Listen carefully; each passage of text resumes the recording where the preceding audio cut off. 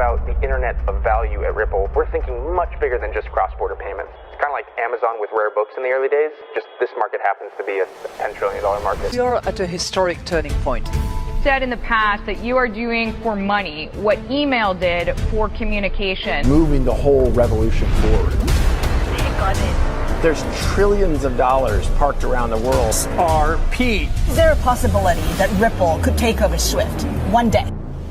Well, welcome back, ladies and gentlemen, to another episode of 24 Hours of Crypto. Let's get right in today's episode. This is absolutely crazy. The whole community is probably biting their nails right now, worried and what's going to happen to the value of XRP. Okay, David Schwartz came out and debunked a lot of stuff last night. All the nonsense that is going around. And in today's video, folks, I'm going to show you guys a real good perspective on how the value of XRP is going to thrive. Okay, and that's a fact. You will not disagree with this one. So take a listen to what David says here. I'm not going to go through the whole thread. I'll leave the link in the description down below. You guys can go ahead and check it out. But I want to show you guys some, hardcore facts on why XRP is going to be utilized and the value is going to hit triple digits 100%. Let's talk about 10 things. Nobody can speak for XRPL, and these are just my own views. Also, it's dangerous to say something will definitely not happen. I'm talking about what it's reasonable to expect. And this tweet was going around, 10 things the XRP community needs to get right. And the first one is XRP can't be pegged to gold, etc. This is, I don't know where this came from. All these YouTubers came out of nowhere talking about XRP. Lulu is gonna be pegged to gold, and the OG ones looked extremely crazy. And then we have the buyback committee, the $100,000 XRP, crazy stuff, right? So he came out and put a whole thread on it. Go ahead and check that out. But if you guys remember David Schwartz's tweet, it can't be dirt cheap. That doesn't make any sense. If XRP costs $1, they'll need a million XRP, which would cost 1 million.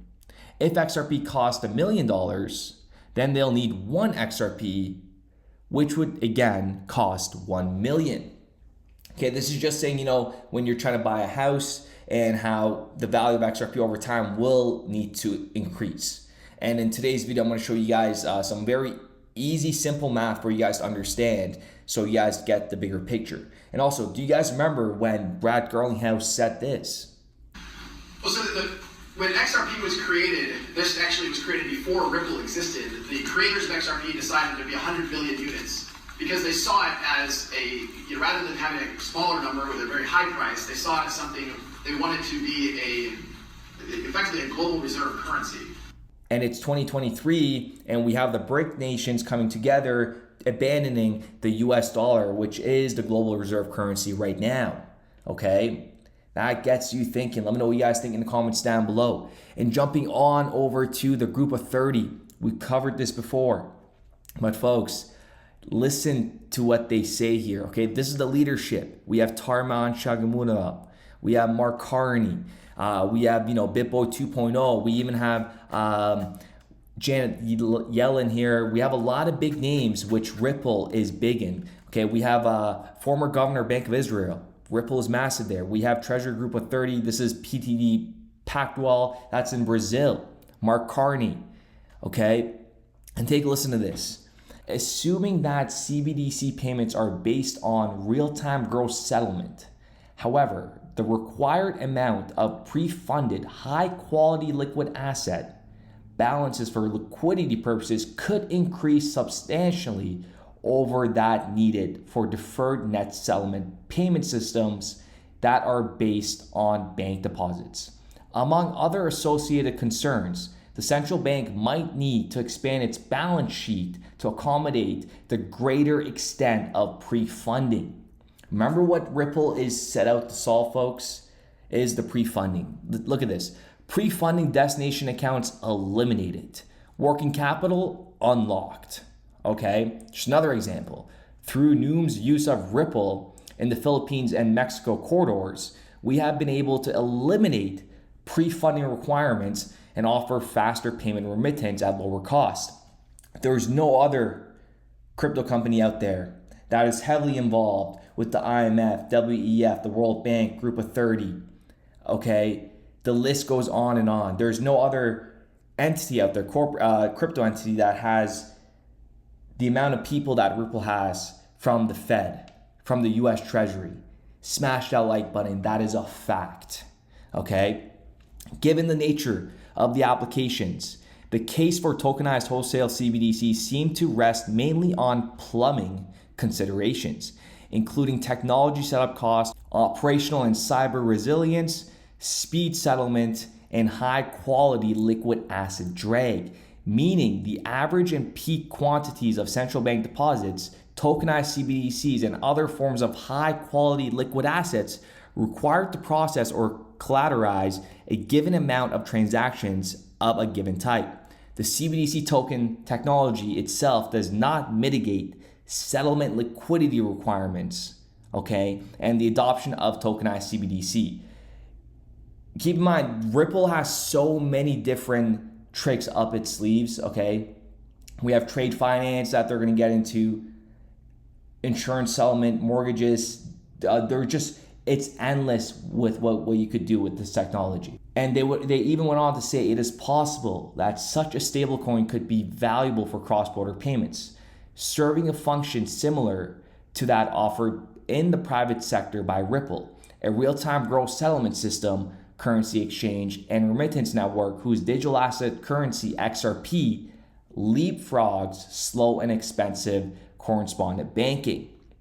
And then going back to David's tweet here about it can't be dirt cheap. Okay, take a listen to this. So 1 XRP equals $1. Let's move 50 billion. Okay, we're going to use XRP to convert into our designated currency. So we would require 50 billion XRP if it was valued at $1. And there's only 100 billion XRP out there, right? Okay, so let me give you another perspective. Let's say XRP is at $10, and let's move 50 billion with XRP. We will need 5 billion XRP. Again, folks, 99 billion XRP circulating, 5 billion XRP to do 50 billion is massive. $10 is not gonna work. $20 per XRP, let's move 50 billion. Okay, we're gonna keep the same number. We will require 2.5 billion XRP. Again, folks, that is a lot of XRP, and that is still not going to work, because you know why? 50 billion is 0.62% of 8 trillion. The daily FX market is 8 trillion, right? So 50 billion is not even a percent of the 8 trillion. And we're not even covering the DTCC, SWIFT, CHIPS, FedWire, okay? It's endless. Go ahead and smash that like button. And why are banks going to utilize XRP, right? Banks can use Ripple Payment Network without holding XRP. Great. Holding XRP can help banks to quickly convert currencies and streamline the payment process. XRP transactions settle in just a few seconds with very low fees compared to traditional payment methods, and also including to Ethereum and Bitcoin.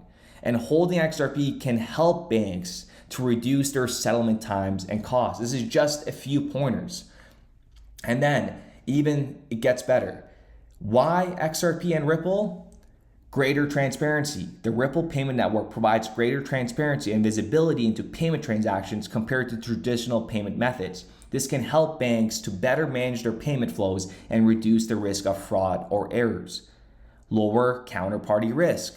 By using XRP, banks can reduce their reliance on correspondent banks and other intermediaries, which can lower counterparty risk and reduce likelihood of payment delays or failures.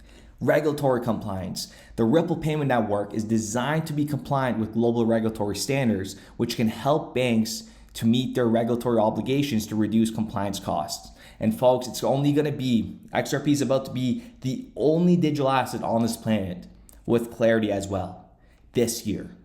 And then to put the icing on the cake, scalability. The Ripple Payment Network is highly scalable, allowing banks to process a large volume of transactions quickly and efficiently. This can be especially important for banks that need to process large volumes for cross-border payments on a daily basis. With that being said, ladies and gentlemen, I do appreciate every single one of you guys. Let me know what you guys think in the comments down below. I had to put a nice juicy video out like this, okay, because I know a lot of people are probably, worried about what David said here. And this is what other YouTubers were covering. But folks, just go down a level and just understand the foundation. You know what you're holding. We did the math on this channel. There is nothing to worry about. Patience will be rewarded. Your patience will be rewarded very handsomely. With that being said, ladies and gentlemen, let me know what you guys think in the comments down below, and we will be back with another episode. We started building RippleNet with the thesis that crypto liquidity would eventually be able to support robust global payments, large payments. RippleNet was designed so that customers seeing the benefits of our fiat-based network could flip the switch to ODL once the market was mature enough.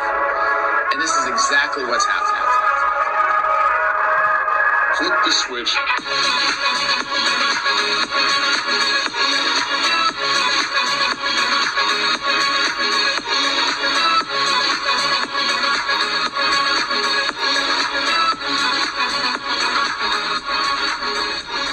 I think what we're building has, it's solving a real problem.